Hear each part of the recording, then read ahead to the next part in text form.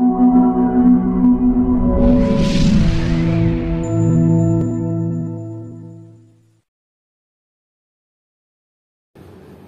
Sobat Pramuka, Pramuka Pandega Kudus ya. Oke, kali ini kita akan belajar terkait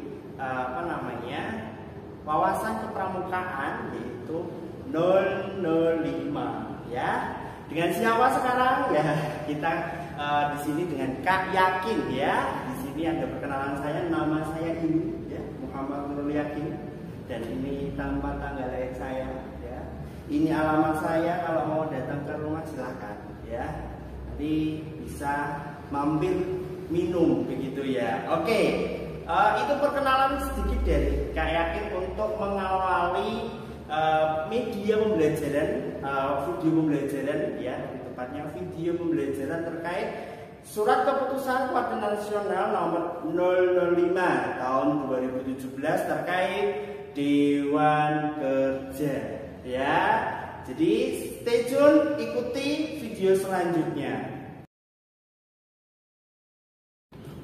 Oke, teman-teman Pramuka Pandega, tentunya pasti kepo ya, apa sih isi dari 005 itu sendiri ya.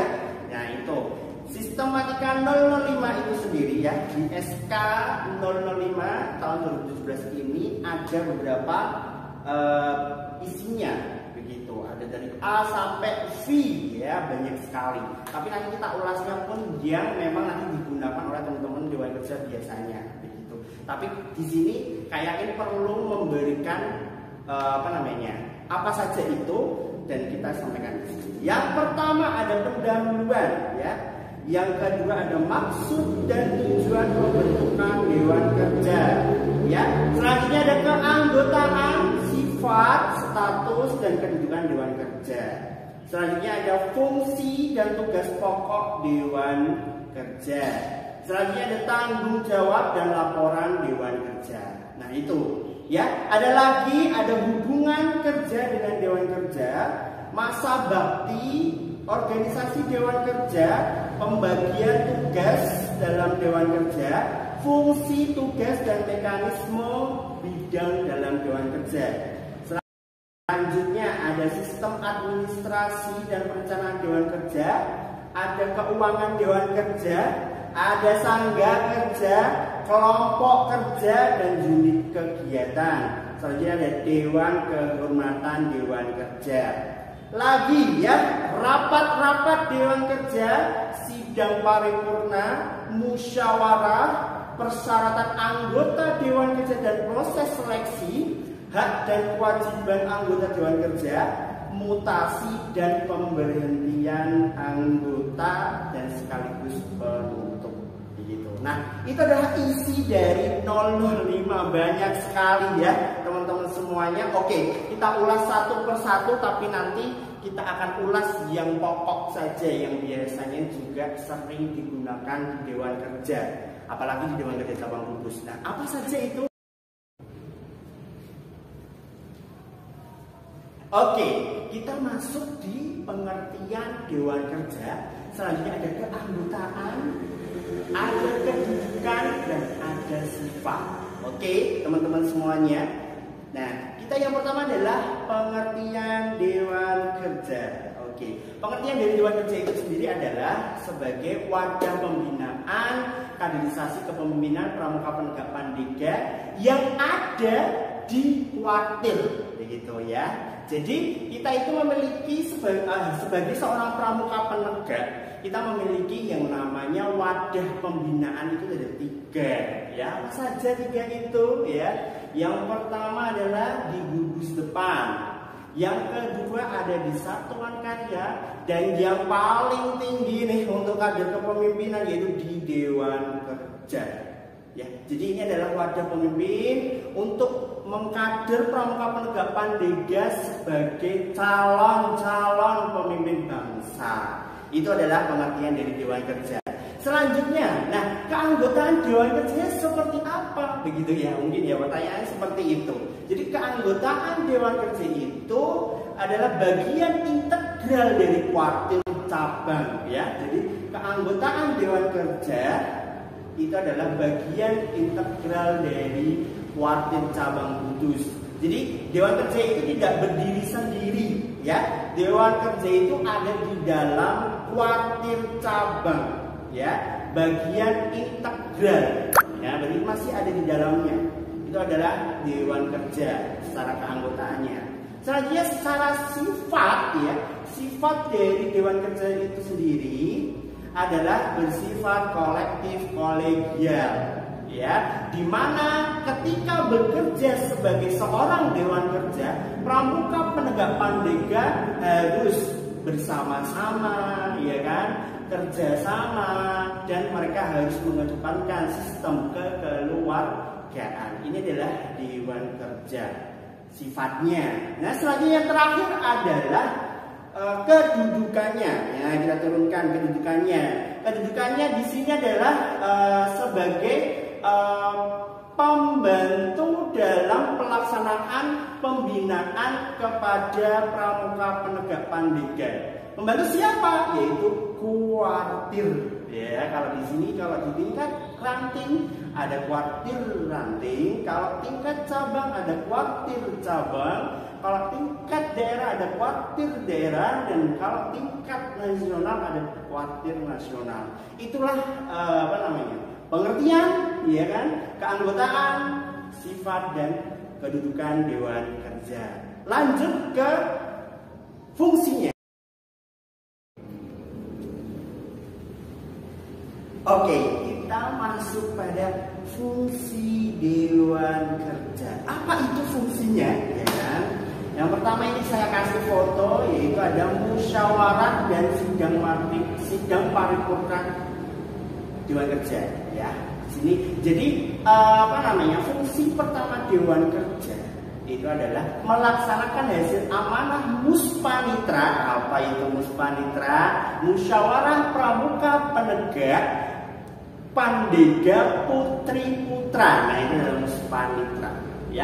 Sidang paripurna cabang.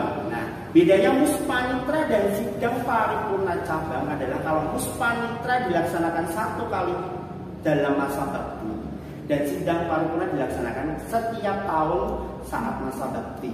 Nah, di sini adalah amanah Muspanitra ini nanti yang dijadikan sebagai pelaksanaan pembinaan gitu kepada pramuka penegak pandega di wilayahnya.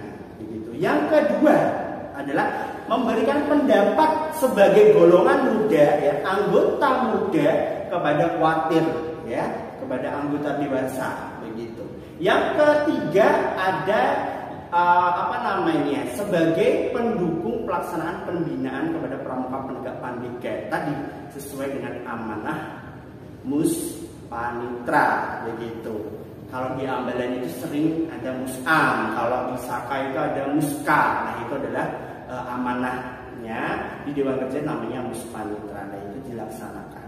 Selanjutnya adalah sebagai penghubung, ya kan, sebagai penghubung pramuka penegak pandega di wilayahnya kepada kuartir. Jadi kalau teman-teman nih pramuka penegak pandega ada aspirasi kepada kuartir, silahkan sampaikan melalui Dewan Kerja cabang atau Dewan Kerja sewilayahnya. Kalau pengen ke kuartir ranting silahkan ke DKR, kalau di kuartir cabang bisa ke DKC dan seterusnya, begitu, ya. Nah, yang terakhir adalah sebagai pendukung pelaksanaan program kuartir, gitu. Jadi ada secara keseluruhan Dewan Kerja dalam mendukung dan mensukseskan seluruh kegiatan kuartir. Contohnya, ya, kalau teman-teman pramuka penegak pandega itu kegiatan pestanya namanya Raimuna, dan kalau baktinya namanya PW, Perkemahan Wirakarya. Nah, itu penegak pandega. Ketika penggalang ada namanya jambore, ada pesta siaga kalau yang siaga. Nah, itu kita hanya membantu, mendukung dan mensupport. Seluruhnya kepanitiaan inti adalah dari anggota dewasa, yaitu pengurus kuartir cabang atau pengurus kuartir ranting cabang daerah nasional. Begitu ya teman-teman. Itu adalah fungsi dari Dewan Kerja. Again, nah kita ketemu lagi ya, sesi selanjutnya adalah terkait masa bakti Dewan Kerja dan struktur Dewan Kerja. Apa saja ya kan strukturnya? Nah, yang pertama adalah terkait masa bakti Dewan Kerja. Jadi masa bakti Dewan Kerja itu mengikuti kuartil ya, masa baktinya itu mengikuti kuartil. Kenapa? Karena kita adalah bagian integral dari kuartil. Tadi sudah disampaikan ya di awal tadi ya, bahwasanya Dewan Kerja itu adalah bagian integral dari kuartil. Rantingkah, cabang, daerah, nasional, kita adalah bagian integral. Kita tidak berdiri sendiri Dewan Kerja itu. Kita masih ada naungannya. Sehingga kita masa baktinya yang menyesuaikan dengan masa bakti kuartil begitu ya. Selanjutnya adalah struktur Dewan Kerja. Struktur Dewan Kerja di sini kita lihat ya, di sini ada ketua. Oke. Ada sekretaris ya. Sekretarisnya boleh dua, ya. Satu boleh, dua boleh gitu. Bendahara ya. Nanti di bawah lagi ini ada bidang-bidang. Oke. Bidang pertama ada yang namanya bidang kajian, bidang kegiatan kepramukaan, bidang pembinaan dan pengembangan, dan yang terakhir adalah bidang penelitian dan evaluasi. Itu adalah struktur organisasi dari Dewan Kerja. Apa fungsi-fungsi dari bidang itu semuanya? Nah, kita lanjut, oke? Yang pertama adalah tugas dari ketua, ya. Sebagai ketua adalah sebagai motorik pertama, ya, ujung tombak, ya, ujung segalanya lah, ya. Itu adalah ketua. Dan itu nanti yang mengkoordinir seluruh anggota yang ada di Dewan Kerja. Selanjutnya di bawah ketua itu ada wakil, ya kan? Wakil apa tugasnya? Mewakili ketua ketika berhalangan, ya, dan membantu ketua untuk mengkoordinir anggota-anggotanya. Kalau lebih tepatnya adalah ketua itu bisa berhubungan ke atas dan wakil itu bisa berhubungan ke bawah. Atas itu kemana? Ke kuartil. Kalau bawah kemana? Ke anggota Dewan Kerja. Begitu. Selanjutnya sekretaris, ya. Sekretaris itu mengelola administrasi yang ada di Dewan Kerja yang sehari-hari, surat masuk, surat keluar, buku induk dan sebagainya. Selanjutnya itu bendahara. Bendahara sendiri ini juga mengelola terkait keuangan. Dan tidak hanya keuangan, segala bentuk harta gono gini Dewan Kerja itu yang mengelola adalah bendahara. Mungkin punya spidol, ya kan, itu ya yang mengatur adalah bendahara, harus dilabel gitu. Itu adalah tugas dari bendahara dan sekretaris. Dan tugas yang sama dari bendahara dan sekretaris adalah mewakili atau menggantikan ketua atau wakil ketika berhalangan hadir bertugas. Begitu adalah tugas dari sekretaris dan bendahara. Selanjutnya adalah kajian. Ya, ini bidang kajian.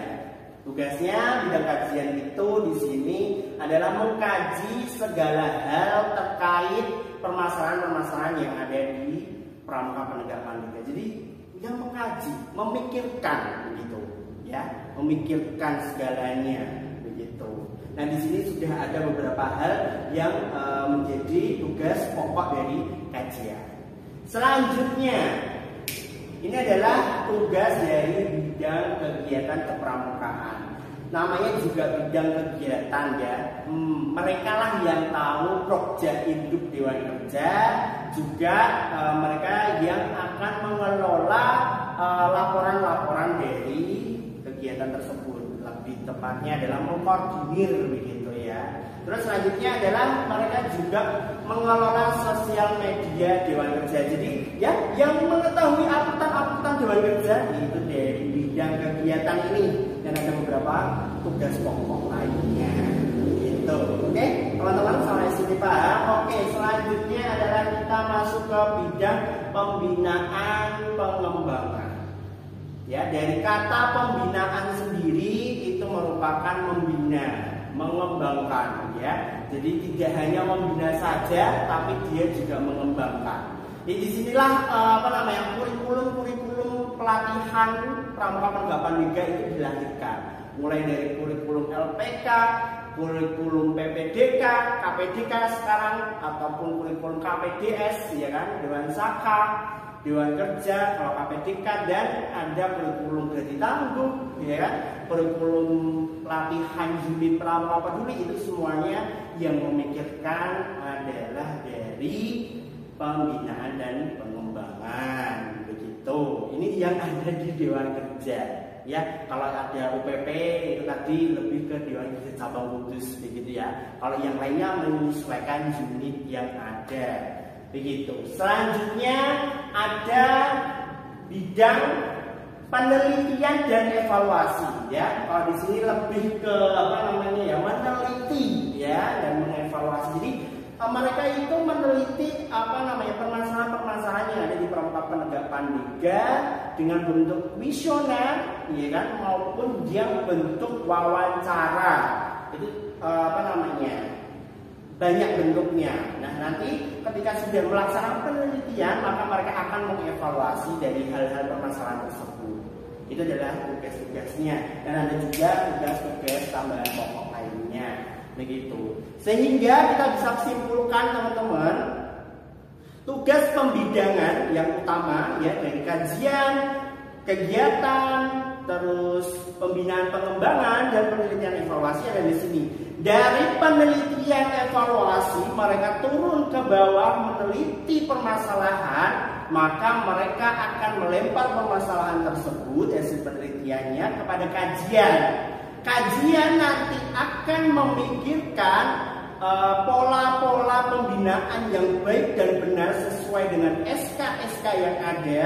Maka setelah itu mereka menggodoknya, menghasilkan sebuah kajian, dia akan melemparnya ke pembinaan dan pengembangan. Nah, disinilah nanti pembinaan pengembangan akan melahirkan sebuah kegiatan pelatihan atau pendidikan yang menyusun kurikulum-kurikulumnya sesuai menjawab permasalahan tadi dari kajian, begitu. Selanjutnya setelah tercetus sebuah kegiatan atau pendidikan atau pelatihan, maka akan dilempar ke bidang kegiatan. Nah, bidang kegiatan kepramukaan inilah yang nantinya akan menschedulkan program kegiatan tersebut. Kapan, di mana, bagaimana, siapa saja pesertanya nanti adalah yang mengelola adalah bidang kegiatan. Itu adalah kesimpulan dari hubungan kerja dari bidang-bidang di Dewan Kerja. Oleh karena itu, bidang Dewan Kerja akan selalu melaksanakan rapat bidang setiap bulannya untuk berkoordinasi antara kabid-kabid dan anggota-anggotanya serta antar kabid bidang lainnya, seperti itu. Oke teman-teman semuanya, kita lanjut ke materi bagian jenis-jenis rapat, persidangan dan musyawarah, ya. Jadi yang pertama adalah jenis-jenis rapat. Yang pertama, rapat pleno. Yang kedua, rapat terbatas. Yang ketiga, rapat koordinasi. Dan yang keempat adalah rapat konsul. Dan terdapat rapat satu lagi, yaitu namanya rapat bidang, seperti yang dijelaskan saat pembidangan tadi. Oke, kita bahas satu persatu rapat ini ya. Rapat pertama itu rapat pleno. Kita tahu bahwa keterangannya di sini. Ya, jadi rapat pleno ini adalah merupakan rapat bulanan yang dilakukan oleh Dewan Kerja. Ya, sebagai apa? Bentuk koordinasi seluruh anggota Dewan Kerja melaporkan dari internal, eksternal, itu semuanya di rapat pleno. Ya, mulai dari laporan ketua, sekretaris, bendahara, bidang-bidang itu semuanya dilaporkan. Ada juga hasil supervisi DKR, namanya di KC begitu ya, supervisi ke DKR, supervisi ke ambalan, penegakan liga, itu dilaporkan di sini. Dan evaluasi kegiatan, juga laporan-laporan terkait evaluasi di 1 bulan sebelumnya. Itu biasanya dilaksanakan setiap bulan. Dan kalau di 005 itu ya rapat pleno paling sedikit selama 1 tahun itu dilaksanakan 6 kali gitu teman-teman. Berarti bisa dikatakan 2 bulan sekali itu bisa dilaksanakan rapat pleno ataupun setiap bulan itu juga boleh, tidak masalah begitu. Oke, selanjutnya adalah yang kedua, ada rapat terbatas. Ini adalah rapat terbatas. Jadi rapat terbatas ini adalah rapat-rapat yang memang dikhususkan untuk teman-teman dewan kerja. Contohnya, umpamanya ya ini ya akan membentuk sebuah kegiatan yang berkenaan tentang pelatihan begitu. Maka ada kebijakan dari ketua harus ada rapat terbatas, yaitu dengan bidang pembinaan dan pengembangan saja, umpamanya seperti itu. Jadi hal-hal yang terbatas begitu, atau memberikan solusi hal-hal yang tiba-tiba harus diagendakan, itu rapat terbatas. Biasanya tidak seluruh anggota dewan kerja hadir di situ, biasanya perwakilan. Nah, itu adalah rapat terbatas. Selanjutnya adalah rapat koordinasi. Jebret, kok ini. Nah, ini adalah rapat koordinasi, adalah rapat-rapat yang kecil. Biasanya rapat koordinasi kegiatan, ya kan? Itu kita melaksanakannya dengan rapat-rapat kecil itu. Nah, itu biasanya rapat ada LCTP, ya, rapat koordinasi pertama, rapat koordinasi kedua, rapat koordinasi ketiga. Nah, itu. Terus ada kegiatan KPDS, khusus pengelolaan dagangan saka. Nah, itu juga ada persiapan tahun. Nah, itu ada rapat namanya rapat koordinasi. Jadi kalau koordinasi itu adalah sesama pramuka penegak gitu. Jadi sesama dewan kerja ataupun dengan sangga kerja. Itu adalah rapat koordinasi. Selanjutnya yang keempat ada rapat konsultasi. Ya, rapat konsultasi ini merupakan rapat di mana kita naik ke struktur di atas kita, ya, bisa kuartir bisa kuartir cabang kalau kita di KC, kalau di KN berarti ke kuartir ranting, kalau di KD ya kuartir daerah, kalau di KN ya berarti kuartir nasional. Begitu. Atau dengan dewan kerja yang ada di atas kita. Kalau DKM dengan DKC, DKC dengan DKD itu namanya konsultasi. Itu pokoknya hubungannya adalah ke atas. Umpamanya contohnya ya, kita mau melaksanakan kegiatan khusus pengelolaan dewan sakal tadi ya. Maka kita perlu menyusun yang namanya kurikulum kursus. Nah, kurikulum kursus itu yang mengesahkan siapa? Adalah ada binawasa. Ya, ada bidang binawasa di kuartir cabang. Di sini ada yang namanya pusdik. Nah, kalau pusdik itu maksimal berada di cabang. Pusdik Lacak, berarti kan pusat pendidikan pelatihan tingkat cabang. Nah, di situ kita nanti akan konsultasi kepada kepala pusdik Lacak terkait kurikulum yang akan kita laksanakan, yaitu KPDS, khusus pengelolaan dewan saka. Itu adalah bentuk rapat-rapat yang ada. Biasanya juga perwakilan dari dewan kerja nanti rapat dengan anggota binawasa, khususnya di pusdik Lacak. Begitu. Rapat yang terakhir adalah rapat bidang, yang merupakan rapat yang dilaksanakan oleh kabid dan anggota untuk menjabarkan kebijakan dewan kerja dan merumuskan sesuai dengan tugas bidang yang bersangkutan. Seperti itu. Oke, rekan-rekan ya, kita masuk di sesi terakhir dari materi ini, yaitu ada persidangan dan musyawarah ya. Jadi di dewan kerja itu memiliki forum pertemuan pramuka penegak pandega, yaitu forum musyawarah dan persidangan ya. Ada musyawarah yang namanya Muspanitra, musyawarah pramuka penegak pandega putri putra, dan ada persidangan yang namanya sidang paripurna. Apa perbedaan dari kedua ini? Ya, jadi kalau Muspanitra itu dilaksanakan selama masa bakti itu 1 kali ya. Jadi 1 kali dalam masa bakti. Begitu. Terus kalau sidang paripurna itu adalah kegiatan musyawarah ya, tapi dilaksanakan setiap 1 tahun sekali. Begitu. Ketika masa bakti Dewan Kerja Ranting 3 tahun begitu ya. 3 tahun berarti nanti awal ada muspan, nanti di pertengahan ada sidang paripurna, dan di akhir nanti ada muspan lagi begitu. Dan seterusnya. Di Dewan Kerja Cabang juga sama, 5 tahun. Berarti nanti di awal ada muspan. Nanti di tahun-tahun di tengah-tengah ini ada sidang paripurna, dan di ujung nanti ada muspan lagi. Begitu adalah konsepnya.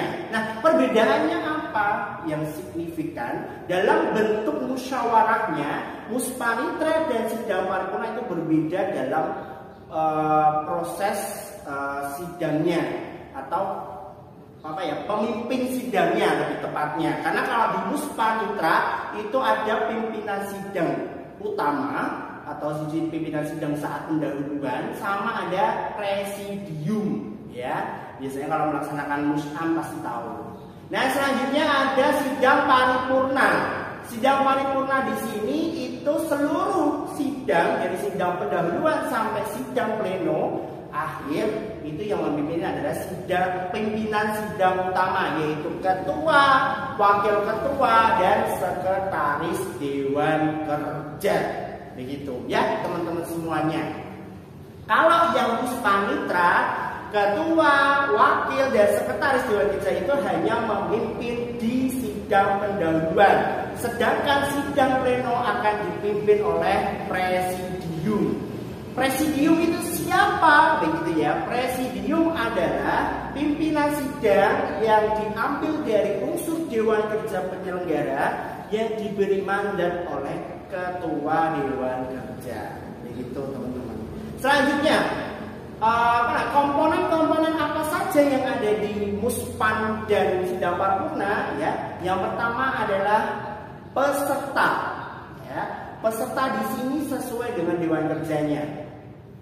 Peserta sidang paripurna atau muspan Dewan Kerja Ranting berarti adalah Dewan Ambelan, Dewan Racana. Nah, itu adalah pesertanya. Begitu. Nah, kalau di unsur Dewan Kerja Cabang berarti nanti peserta utamanya adalah DKR, daerah berarti DKC, nasional berarti DKD. Begitu. Nah, untuk selanjutnya adalah penasehat. Nah, penasehat itu adalah dari unsur anggota dewasa, berarti adalah andalan wakil. Gitu.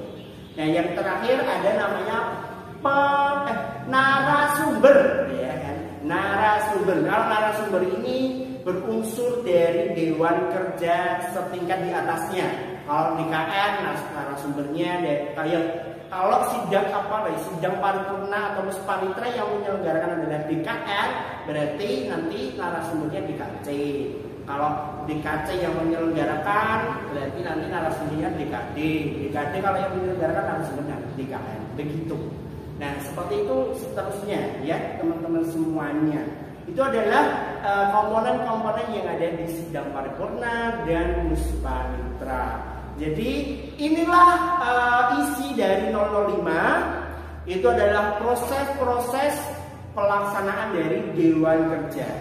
Maka Pramuka Penegak Pandega mari ikut Dewan Kerja untuk mengkader kepemimpinan teman-teman menjadi calon-calon pemimpin bangsa masa depan Indonesia. Demikian video pembelajaran terkait SK 005 tahun 2017 tentang petunjuk penyelenggaraan Dewan Kerja Pramuka Penegak Pandega. Semoga bermanfaat. Salam Pramuka.